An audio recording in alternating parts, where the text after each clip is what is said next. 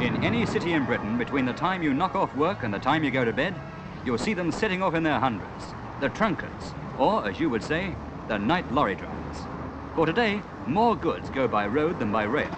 There are more than 61,000 vehicles licensed to carry other people's goods, and over 500,000 licensed to carry their own, quite apart from the small stuff like milk floats. Most of the heavy traffic goes by night, when the roads are less choked. The days are spent on checking the vehicle, shunting, and local deliveries from depots like this. These people are small parcels carriers, taking goods to all parts of the British Isles. The driver's first consideration is to make sure his vehicle is okay before he sets off from London. All day they've been at work on the bay, loading up his articulated vehicle to you, so it's all ready, sealed and hitched on by the time Wally, our driver, is at work. The largest firm in the country is the nationalised British Road Services. Since competition has been open, their rates have sunk to near private enterprise level, though some users find them less flexible.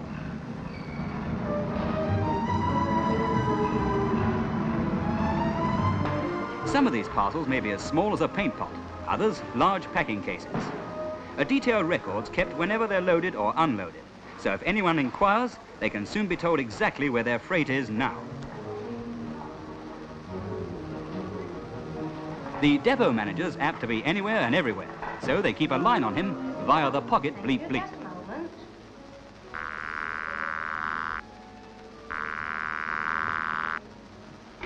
A lorry may carry thousands of pounds worth of goods. On this one, the starting switch has a secret cutout, set at a different number each night to foil thieves. If anyone but the driver tries to start it, the alarm is raised.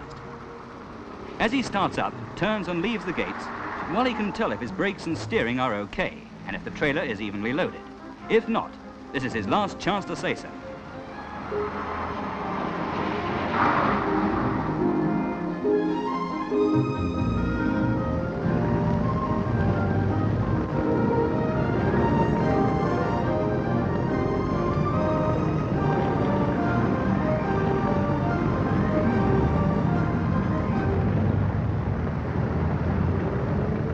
The first part of the journey is the worst.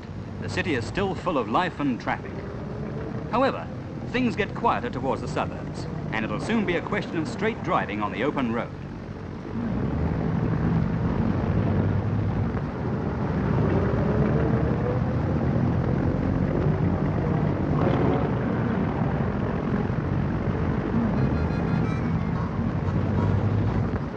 Wally's going to Birmingham and back tonight. Many trunkers go far greater distances, though by law they can't go more than 11 hours at a stretch.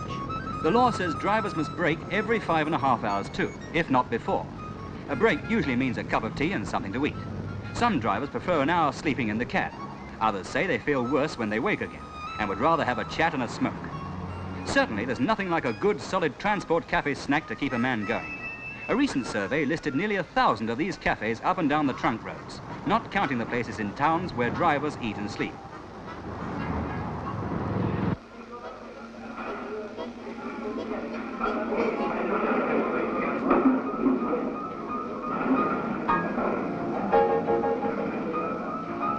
The cafe's a great meeting place.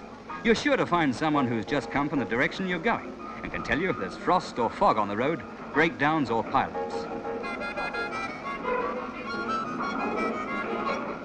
They've even got their own magazine, which deals with everything from points of law to pin-ups. If you see a driver giving his lorry a good kick, don't think he's just lost his temper. Trunkers have pressure gauges built into their toes, or at least this will soon tell them if a tire's flat. They get a few extra shillings for night work, and often a subsistence allowance too. They call it dark money, although in summer it often isn't dark for many hours of the night.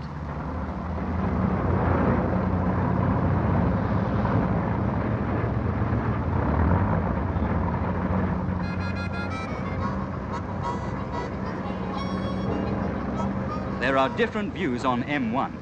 Some firms don't let their drivers use it. Others leave it to the drivers to decide. And any time they gain is their own. Lorry drivers are among the most considerate road users, and they have a code of passing signals that keeps the accident rate low. The overtaking driver flashes his headlights. If the one in front doesn't flash his rear lights, he goes ahead. When he's clear, the near side driver flashes his headlights as a signal that it's safe to pull over. Something queer here. Pedestrians are barred from the motorway. Even if they weren't, Wally wouldn't stop. Many drivers in the past have stopped for a pretty girl, only to find she was the cover for an ambush of lorry thieves. So most drivers won't pull up for anybody but uniformed police.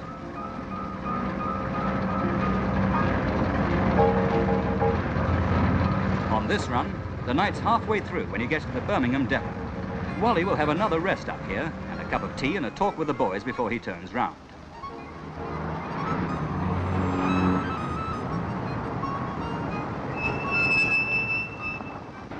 One thing about an Arctic, there's no waiting about while it's loaded.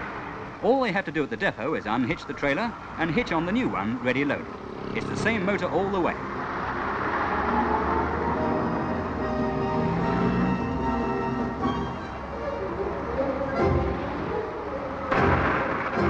Documents.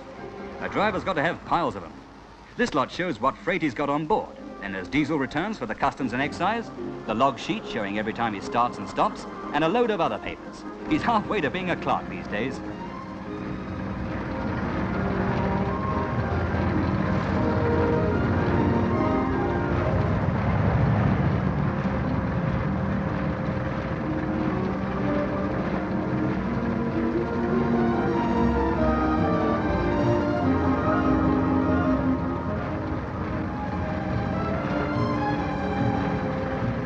Here's one of the reasons why papers have to be up to date. The police are out early this morning, backing up the enforcement officer. Licenses to carry goods are hard to get, and to keep one, the firm must obey strict regulations. So must the drivers. A lorry, even more than a private car, is a lethal weapon, and these officers make sure it's no more lethal than need be.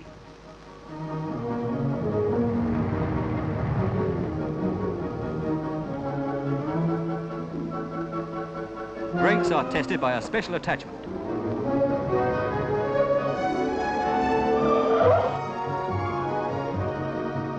Then he gets the all clear, and he's off on the last leg of the journey.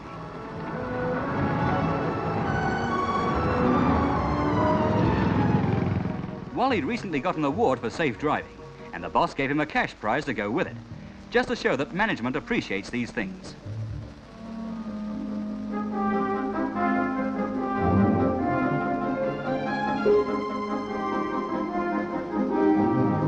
It's the end of the week and time off, plus a couple of nights' sleep into the bargain. Not that time off's always a rest. The family often wants to go somewhere, so it's the driving seat again instead of a seat by the fire.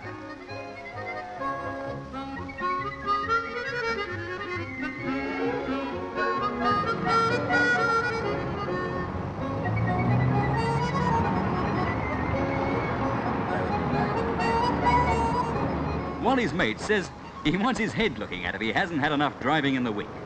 But to Wally, weekend driving is a change. Though looking at some of those weekend drivers, he says, it's not always a change for the better.